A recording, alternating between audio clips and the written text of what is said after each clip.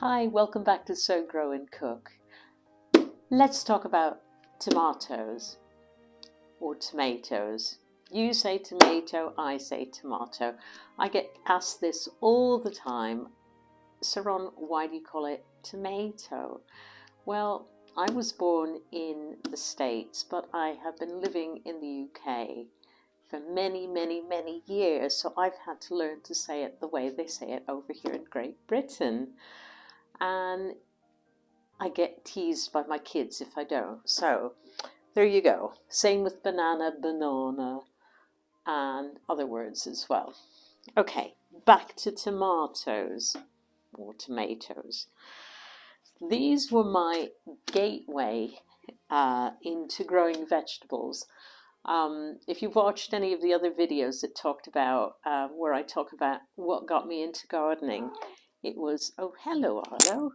It was basically my mum got me to grow a little tomato plant in her garden. I think she was concerned because I was not eating fruit and veg. I was a really, really picky eater as a child.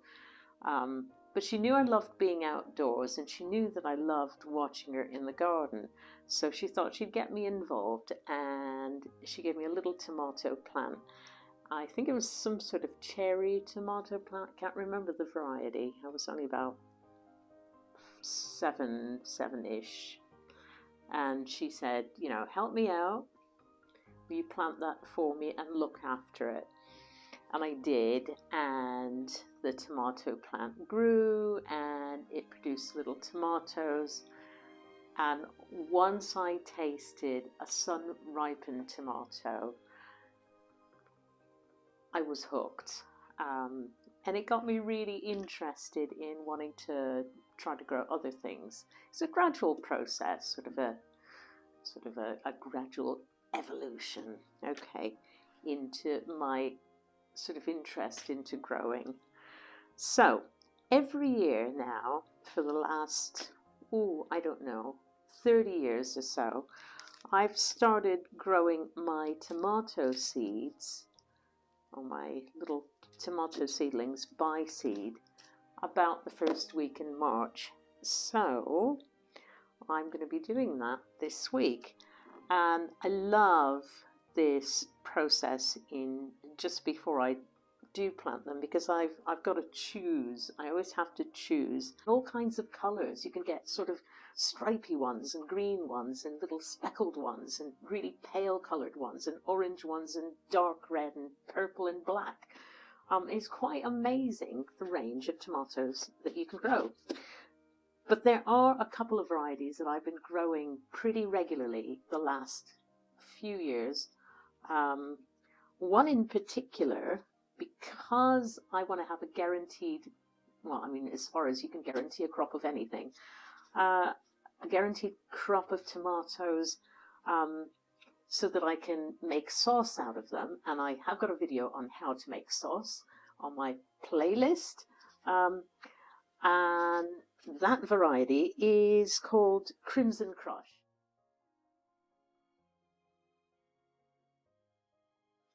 Okay, it's a blight-resistant variety, and it grows lovely, almost beefsteak sized tomatoes. And they're very reliable, they're very tasty. We grew them in a sheltered back garden where I used to live as well, so they did quite well.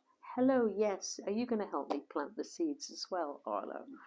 Okay, let's just put you down for a minute. I do about 40 plants every year. And most of those will be Crimson Crush, sort of 25 to 30 will be those. And the rest will be a selection of other things, mainly heritage varieties. My second favourite is something called Ukrainian Purple. That's a very sort of timely sort of named tomato. It's not a gimmick though. I genuinely have been growing these every year for the last 7 or 8 years, and I save all the seeds well, I save the seeds from at least a couple of the best tomatoes that I pick, and they grow fantastically well. They're sort of a plum-shaped tomato, and they are purplish red. And when you cut them, the cross-section is a gorgeous dark purple reddish color. And they're a nice tomato. You can cook with them or you can eat them fresh. I find that if you pick them slightly underripe, I'm not talking about green, I'm talking about almost fully ripe but not soft, they're the best for fresh eating. They've got a nice sharp, tangy, tomatoey flavour. If you let them grow quite ripe, they're a little less sharp, but really, really still good for cooking. So they're a great tomato to cook. And I think it's very fitting that this year I should grow more of these Ukrainian purple than I did previous years. Okay, we're going to come back to those in a minute. I got some other seeds. Primabella. It's a cherry tomato from Real Seeds here in Wales, a nice local independent company, another heritage variety. Not tried those before, but I'm looking forward to growing some of those. And I've got another variety here called Tomato Red Robin. Now these are like a really tiny tomato plant.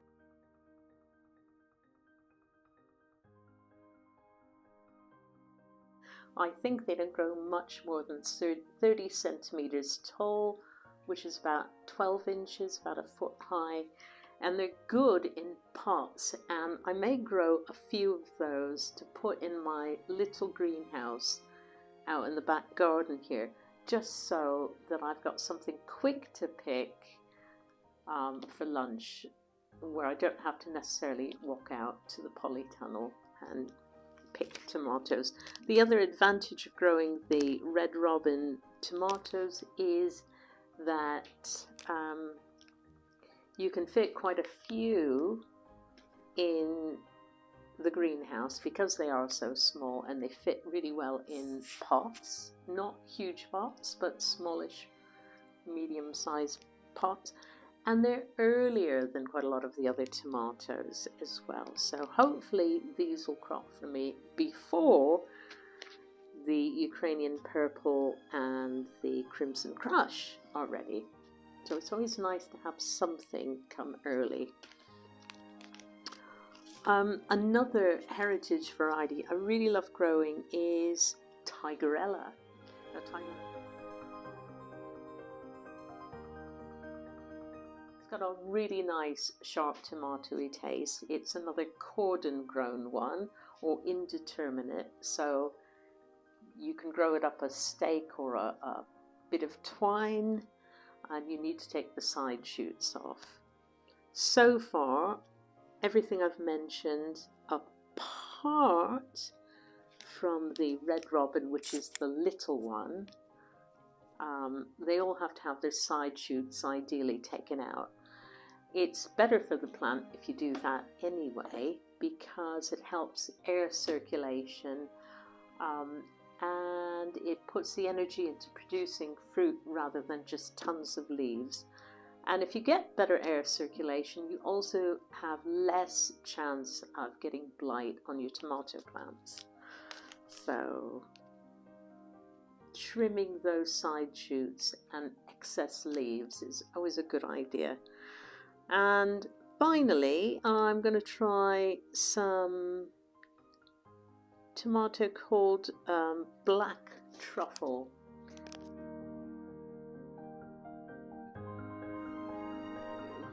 Back to these Ukrainian purple tomatoes. Under the circumstances, what's going on currently, I'm going to grow more of these, but I have a lot of seeds here. And again, it's something, these are seeds that I have saved year after year. for the last 7 or 8 years, and they are a lovely tomato. I'm going to offer these to half a dozen people in the UK who might want to try some of these seeds. If you send me a message with your name and address, and I can send you a few of these. I can pop these in the post for you.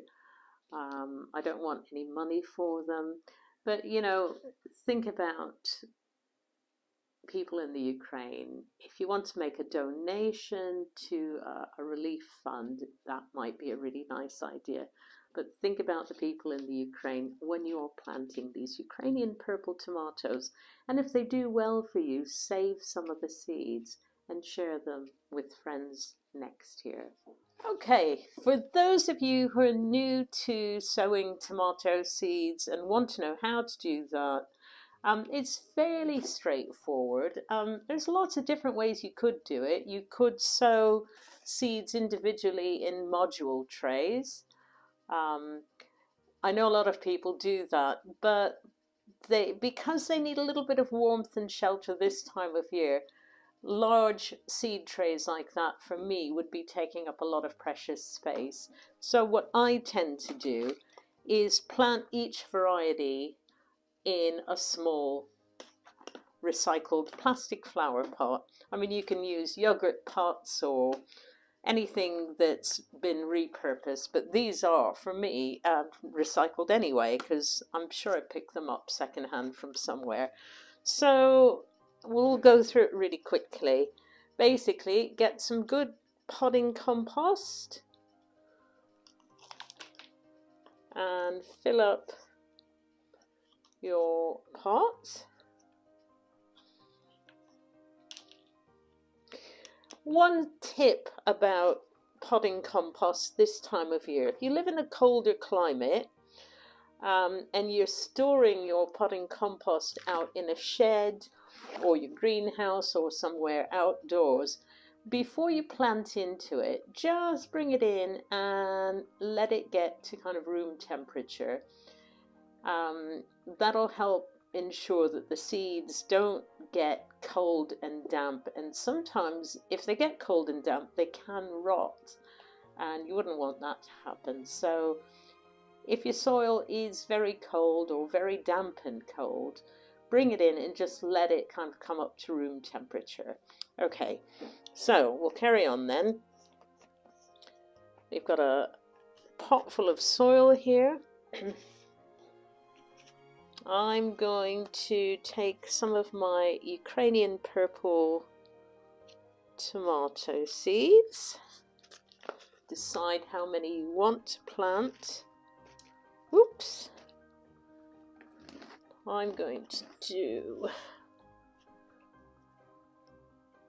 10 or so. And if they all come up and I don't need all 10, then I can always give them to friends. So sprinkle them on top.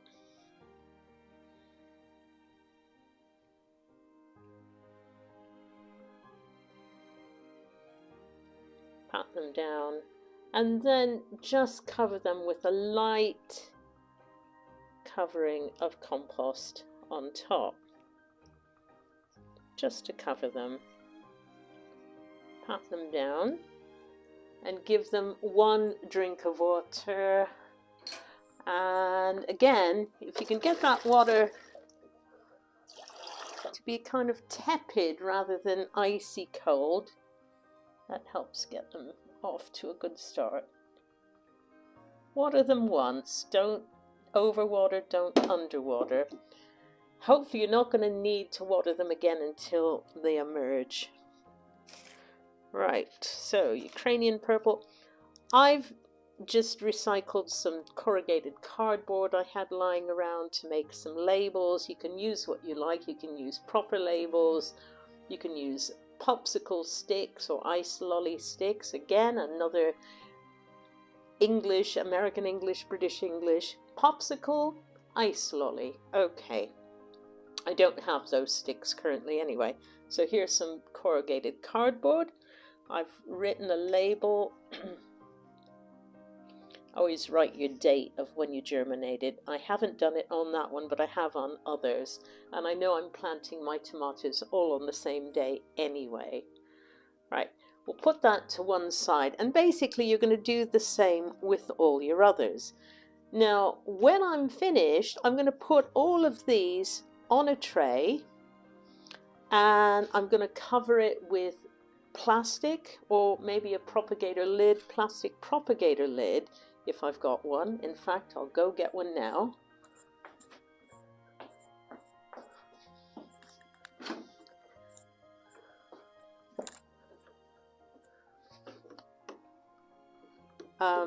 And I'll cover that, I'll cover the pots with that on their tray, and I will put the tray into an airing cupboard to germinate.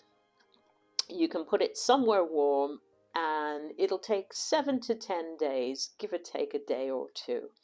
So that's all there is to it. Well, that's all for today, and I hope you found some of those tips useful. And again, for those of you in the UK, the first 6 who express an interest in some of these Ukrainian purple tomato seeds, if you just contact me with your name and your address, I will post off some to you, no charge. But if you feel so inclined, it'd be wonderful if you could make a donation to some sort of Ukrainian relief fund. In some small way, you know, even if it's just growing some tomatoes that were maybe originated from the Ukraine, it'd be nice to keep the people and what's happening in the forefront of our mind. And let's hope it all ends soon. Okay, thank you very, very much for watching Sow, Grow and Cook, and hope to see you again next time. Bye for now.